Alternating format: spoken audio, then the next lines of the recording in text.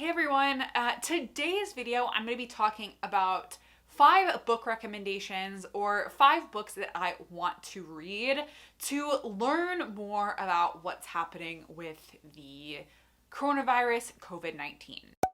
So with all the coronavirus news populating every type of news channel, and I feel like every article I read online or every post I see anywhere is all about coronavirus, I wanted to spend some time just learning a little bit more about it. So I've done some research and I found 5 books that talk about different aspects of viruses and kind of pandemics and stuff like that. Stuff that I thought would be interesting and educational for me and potentially for you also if you are interested in learning more about the coronavirus and different aspects of viruses and pandemics and how these things spread and all that kind of stuff.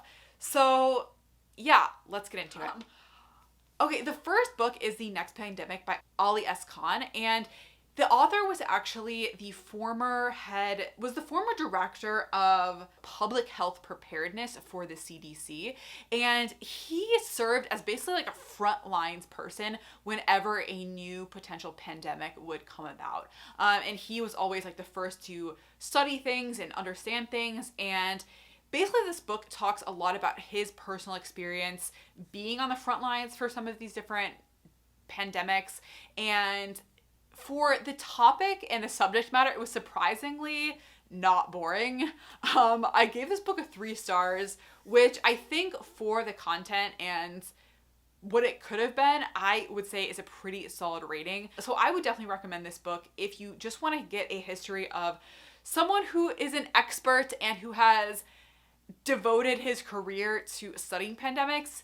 That's a really good book. Okay, the next book is a book that I have not read, but looks super interesting. It is called The Hot Zone: The Terrifying True Story of the Origins of the Ebola Virus. Ebola is kind of crazy because I feel like it was so in the news for so long, like coronavirus is, but then it just kind of disappeared. And the thing is, Ebola is so freaking scary. Like, I think the death rate for Ebola was like 50% or something like that.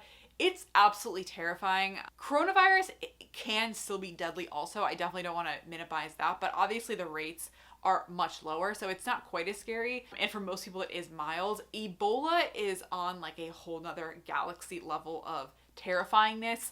So I think that would be really interesting to read to understand more about the Ebola virus and maybe draw some parallels to what's going on now. So that's the second recommendation. The third book that I want to check out is called The Pandemic Century: 100 Years of Panic, Hysteria, and Hubris.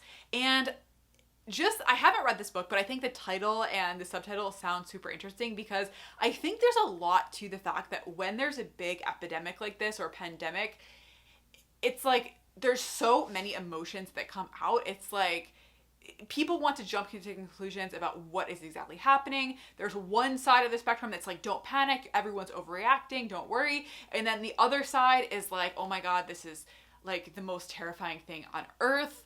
So I think there's a whole lot of emotions and hysteria that can come about when something like this is happening.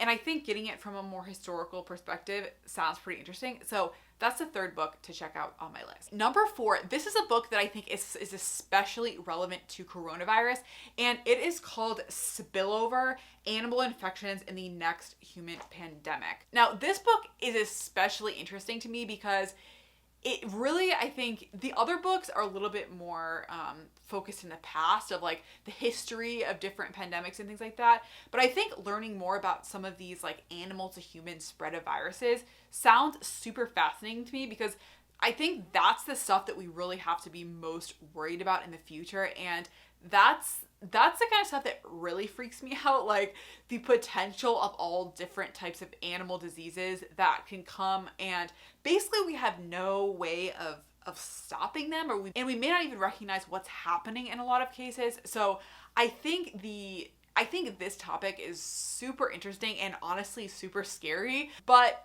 that's number 4, and that might be actually the next book that I check out of these on my list. And my fifth and final book that I think you may want to check out if you want to learn more about the coronavirus and pandemics in general, this is called Beating Back the Devil, Men and Women from the Front Line of the Epidemics.